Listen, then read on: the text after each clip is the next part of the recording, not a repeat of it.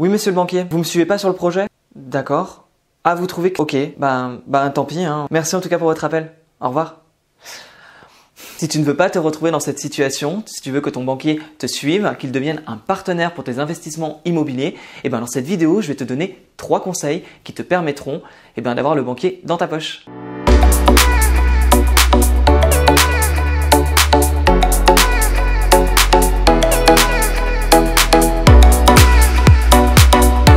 Moi, c'est Nico du blog Oser Investir. J'investis dans la colocation, j'investis à distance et sans CDI.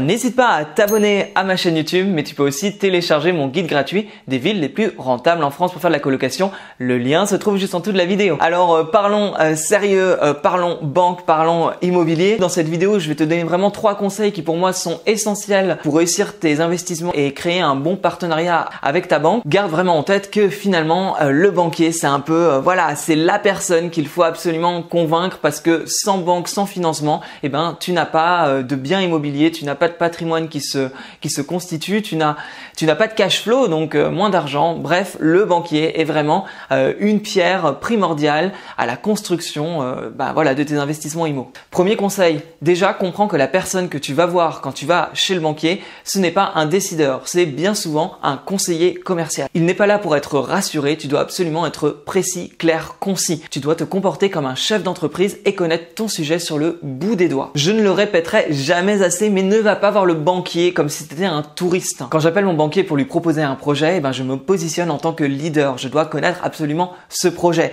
Et ça, c'est quelque chose qui s'apprend, car je te rappelle que je n'avais absolument rien d'un investisseur, ni dans ma famille, ni dans mes amis. J'ai été le premier à me lancer et finalement, tout s'apprend et la confiance en toi s'apprend également au fur et à mesure que tu avanceras dans ce domaine. Deuxième conseil, sois le client qu'il n'a pas. En plus d'être rassurant, présente toujours des comptes propres, un dossier carré. Le banquier sait des maths et il faut absolument que tu parles son langage. Par exemple, quand je présente mes projets, je vais toujours parler en nombre de mois. C'est-à-dire que pour un appartement, je vais parler sur une durée de crédit de 300 mois.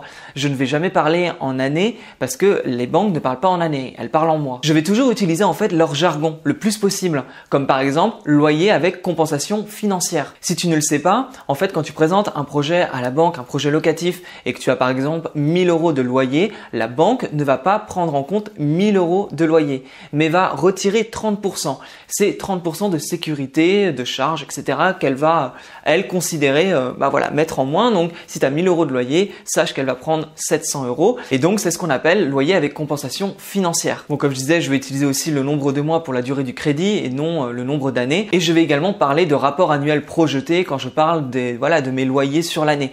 Pourquoi? Parce que je vais utiliser ces termes très entrepreneurial finalement qui vont rassurer la banque et qui vont lui faire comprendre que je sais de quoi je parle et que je maîtrise mon sujet. Un petit tips que je peux te donner également, c'est qu'avant le rendez-vous, j'envoie toujours le dossier 2-3 jours avant justement le rendez-vous. Pourquoi? Parce que ça permet au banquier de jeter un œil sur le dossier et de connaître le sujet avant même que tu le rencontres. T'imagines, t'arrives à ton rendez-vous et il doit tout découvrir. Si c'est un banquier que tu n'as jamais vu par exemple, il va devoir découvrir alors ok, donc vous êtes monsieur untel, ok, d'accord. Il suffit que ton dossier soit pas bien fait, il va te poser des questions. C'est une perte de temps. Un banquier n'est pas là pour perdre du temps, il faut lui mâcher le travail. Si tu envoies le dossier 2-3 jours avant, déjà tu marques un très bon point. D'ailleurs, la dernière fois, c'est assez drôle, j'avais un rendez-vous téléphonique avec mon banquier pour un nouveau projet.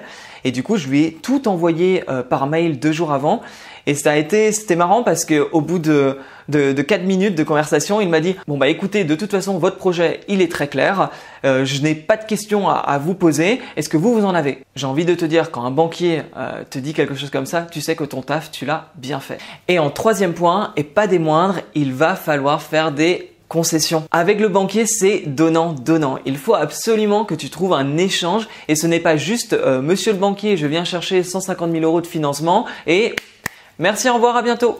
Non, évidemment que non. Il faut que ton banquier t'arrive à créer une relation, à créer un partenariat finalement avec lui. Le banquier a besoin de savoir pourquoi il t'a comme client, pourquoi il t'accepte dans sa banque.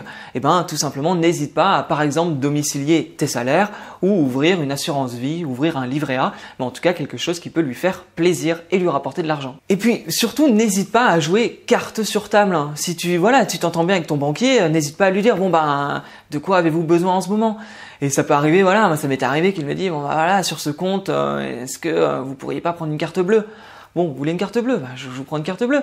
C'est grâce à lui finalement que j'arrive à investir dans l'immobilier, à gagner de l'argent. Je peux bien lui prendre une carte bleue s'il en a besoin. C'est vraiment ce côté donnant-donnant, voilà l'échange que tu peux créer avec une personne avec qui tu crées un partenariat. Voilà donc 3 conseils qui te permettront de créer un très bon relationnel avec ton banquier et surtout avoir des financements. Je te rappelle donc ces 3 conseils. On a le premier, comprendre que la personne en face de toi n'est pas un décideur mais c'est un employé commercial, il faut donc le rassurer à 100%. Deuxième point, sois le client qui n'a pas, parle son jargon, un jargon professionnel, aie des comptes propres, des comptes carrés, vraiment sois différent de tous les autres clients qu'il peut avoir. Et troisième point, fais des concessions.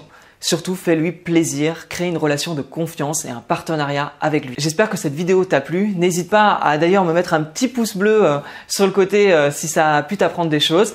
Et tu peux aussi t'abonner à ma chaîne YouTube et télécharger mon guide gratuit des villes les plus rentables en France pour faire de la colocation. Le lien est juste en dessous de la vidéo. Je te remercie et je te dis à bientôt. Salut!